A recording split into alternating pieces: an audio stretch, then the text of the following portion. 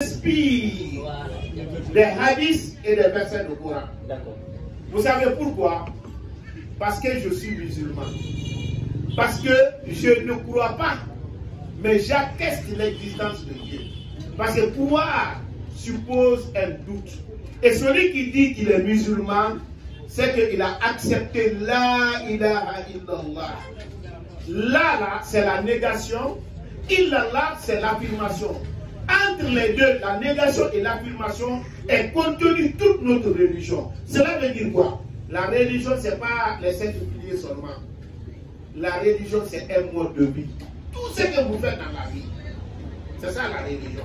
C'est pourquoi chaque fois je suis heureux quand j'entends les gens dire non, ici on ne doit pas parler de l'islam, ici c'est la politique. Non, l'islam c'est votre mode de vie.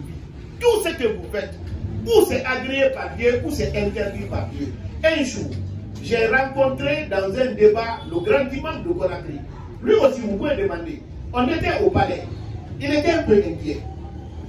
Il est venu voir l'ancien secrétaire général de la Ligue des affaires religieuses, Gassi.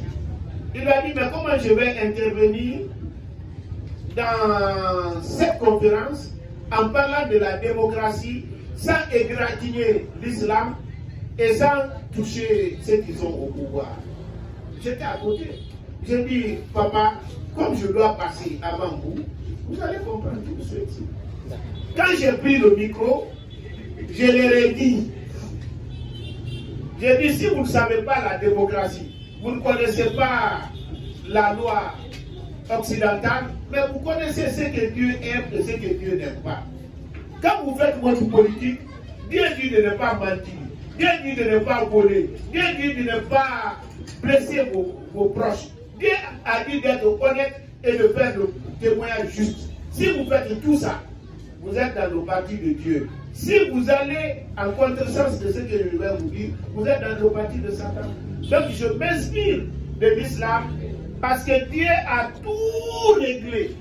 Et si vous voyez dans un groupe de musulmans, 2 personnes se battent, soit les 2 se sont trompés, ou au moins un parmi eux s'est trompé. Sinon, s'ils sont tous, ce que je dis de l'islam, c'est ce que vous dites de l'islam. Et nous parlons tous du même Coran, il n'y a pas de raison qu'on se batte.